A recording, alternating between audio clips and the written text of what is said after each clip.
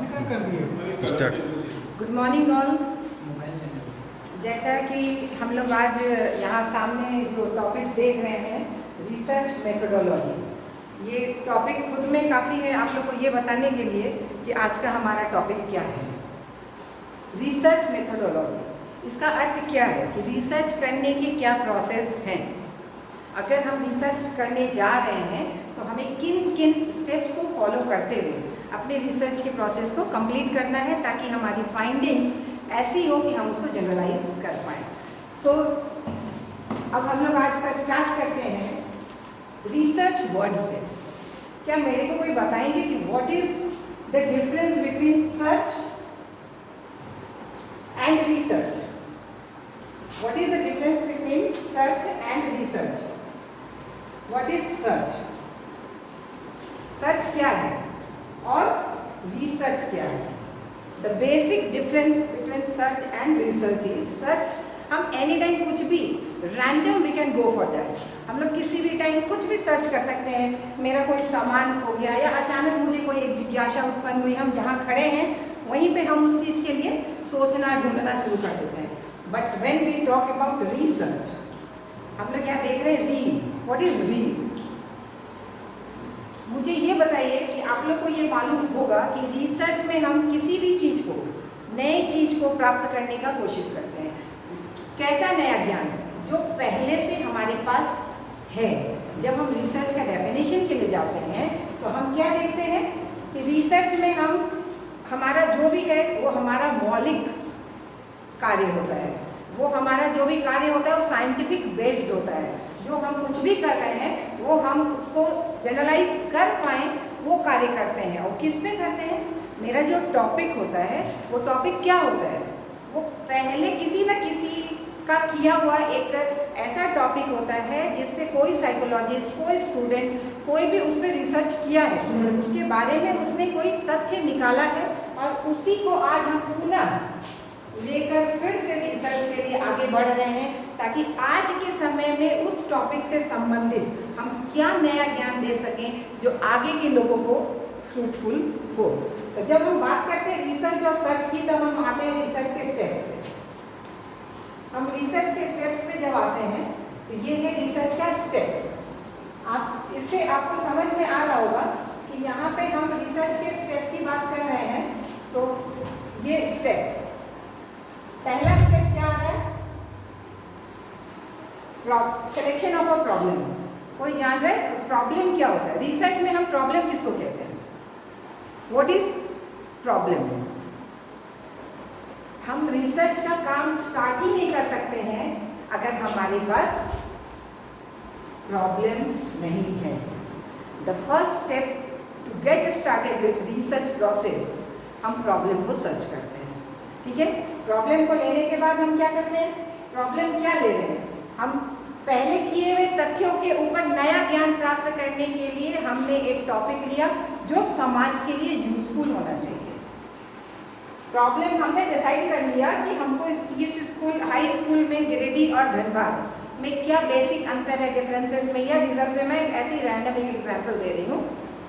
अगर हमारा high school के मध्य ही कोई टॉपिक हम सेलेक्ट करते हैं, मान लीजिए हमने सेलेक्ट कर लिया 9-10 के बच्चे हैं, गिरिडीह के गवर्नमेंट के स्कूल का रिजल्ट और धनबाद के गवर्नमेंट का स्कूल का रिजल्ट में क्या मतलब बेसिक डिफरेंस आ रहा है, क्यों आ रहा है? हम इस पर रिसर्च करना चाहेंगे कि क्यों हमारे यहाँ टीचर्स की कमी है, या स्टूडेंट्स डेडिकेटेड नहीं है, या वैसा एनवायरनमेंट उनको नहीं है। हम उस पर लेकर एक रिसर्च का टॉपिक डिसाइड करते हैं। मान लीजिए हमने ये टॉपिक डिसाइड किया, उसके बाद हम क्या करते हैं? What will be the next step? Anyone? Okay.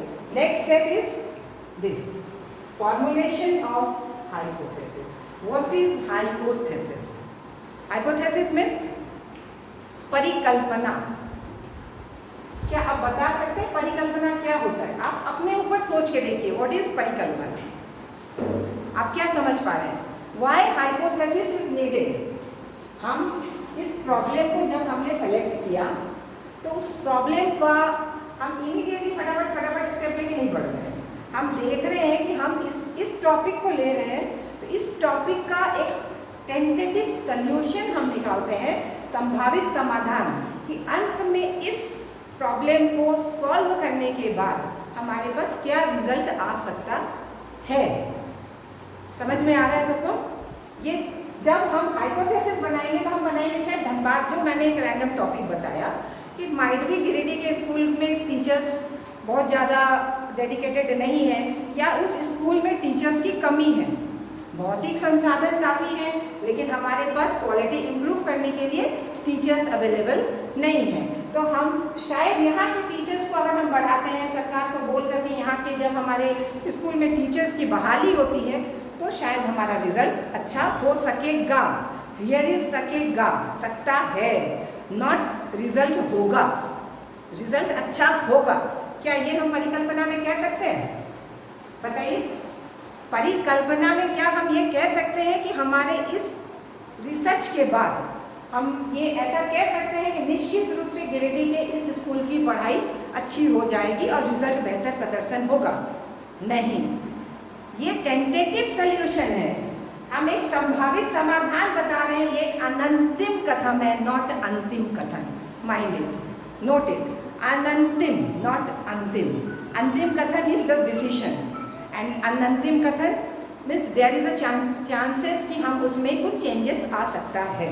Now third, design of research. After finalising hypothesis we are coming to third step, that is design of research. What is design of research? इसमें घबराने की कोई बात नहीं है। ऐसा लग रहा है जैसे हम पता नहीं ये कर पाएंगे नहीं कर पाएंगे। अगर आप सीरियसली डेडिकेटेड इसमें होते हैं तो जैसे पानी बहता है उस तरीके से आपको रिसर्च क्लियर होगा। Design of research, what is design of research? Research शोध का अभिकल्प, शोध का अभिरूप। मतलब हम घर बनाते हैं तो हम पहले एक प्लानिंग करते हैं कि नहीं, हम ब्लूप्रिंट करते हैं कि नहीं। मेरा एक मैप बनता है कि हमको क्या क्या करना है, किधर ब्लू टाइल्स लगाना है, किधर वाइट टाइल्स लगाना है, यहाँ पे कितना टाइल्स लगाना है जिससे हमारा एक गेटअप अच्छा आ जाए, घर कंप्लीट रूप में हमारा शेप में आ जाए।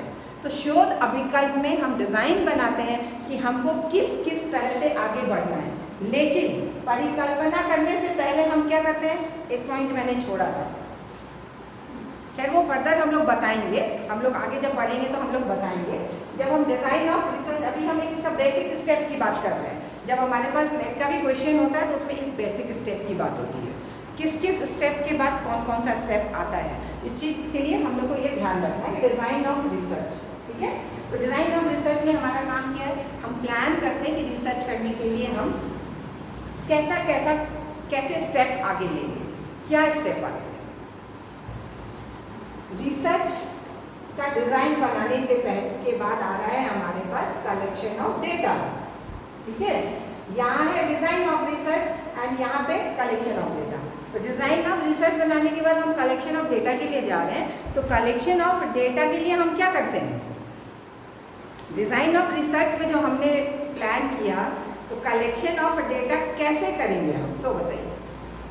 हम जब बाई करने जाते हैं गेहूँ, हमको पता करना है 20 बोरी है, 20 बोरी में कौन सा गेहूँ अच्छा है, तो वो हम लोग सारा गेहूँ को उल्टा उल्टा के पीस के तो काम में नहीं लेते, हमको सैम्पलिंग करना होता है, रैंडम कहीं से यहाँ से वहाँ से। तो हम ये डिज़ाइन ऑफ रिसर्च जो बनाते हैं उसमें ये केयर करते हैं कि किस तरह से हम डेटा कलेक्शन करने के लिए कौन सी सैम्पलिंग करेंगे। सैम्पलिंग कई तरह का होता है, जब हम लोग आगे जाएंगे तब बात करेंगे। तो सैम्पलिंग कौन सी सैम्पलिंग करेंगे, may be probability, it may be non probability. Probability में भी बहुत सारा होता है, नॉन प्रोबेबिलिटी में भी बहुत सारा होता है। तो किस में हम रैंडम सैम्पलिंग करेंगे, किस में हम स्नोबॉल सैम्पलिंग करेंगे, किस में हम क्लस्टर सैम्पलिंग करेंगे, कुछ भी करना हो उसके लिए हम जो डिज़ाइन बनाते हैं उसमें हमने प्लान कर लिया कि हमने किस किस तरह से सैम्पलिंग को लेना है, ठीक है। उसके बाद हम टूल डिसाइड करते हैं, आफ्टर सैम्पलिंग हमको कौन सा टूल लेना है, और उसके बाद हम आते हैं डेटा। जब हम डिज़ाइन फाइनल हो गया, हमने डेटा ऑफ कलेक्शन के थ्रू जाके कलेक्शन कर लिया, फिर हम जाते हैं एनालिसिस के लिए। डेटा कलेक्शन हो गया, अब एनालिसिस करना है, एनोवा करना है, एनकोवा करना है, जी टेस्ट करना है, टी टेस्ट करना है, कौन सा टेस्ट करना है, we go for that. Statistical steps के साथ हम डेटा एनालिसिस करते हैं कि कौन सा स्टैटिस्टिकल स्टेप्स में हम जाएंगे। और जब सारा डेटा एनालिसिस होकर के हमारे पास आंकड़ा एक रूप में आ जाता है तो हम उसका फाइंडिंग्स का रिजल्ट बनाना स्टार्ट करते हैं। और फिर क्या करते हैं, फॉर्मुलेशन ऑफ कंक्लूजन, रिजल्ट आने के बाद हम निष्कर्ष को बनाने का तैयारी करते हैं, और निष्कर्ष बनाने के बाद हम क्या करते हैं, जनरलाइज करते हैं। What do you mean by generalisation? Can anyone explain this? What do you mean by generalisation? What is सामान्यीकरण? एक ऐसा निष्कर्ष जो हम पे लागू वो आप पे भी लागू। ऐसा नहीं कि हमने ऐसे कुछ भी रिजल्ट दे दिया, खाली पीएचडी आई मीन कोई भी चीज़ को रिजल्ट दे दिया और किसी पे एप्लीकेबल नहीं है, ऐसा नहीं। वो रिजल्ट ऐसा होना चाहिए। क्यों हम रिसर्च के डेफिनेशन में बोलते हैं कि ये उपयोगी होना चाहिए? वाई? रिसर्च के डेफिनेशन में हम कहते हैं ना, it must be useful for others. Why? मेरा फाइंडिंग जो है, मैंने ये जब फाइंड किया कि इसके बाद हम मोटिवेशन देते हैं तो मेरे स्टूडेंट की लर्निंग अच्छी होगी, तो ये एप्लीकेबल फॉर ऑल होना चाहिए। ऐसा नहीं केवल मैं मोटिवेशन दे रही हूँ और लर्निंग अच्छी हो गई। वो रिजल्ट ऐसा होना चाहिए कि हर कोई अप्लाई करे तो उसके साथ वो रिजल्ट आए। दैट इज जनरलाइज, माने हमने सामान्यकृत कर दिया, मेरा रिजल्ट फाइनल आ गया। एंड देन हम क्या करते हैं, आफ्टर जनरलाइज हम रिपोर्ट सबमिट करते हैं, रिपोर्ट, ताकि आगे के रिसर्च के लिए वो यूजफुल हो। ठीक है, चलो got it, thank you so much.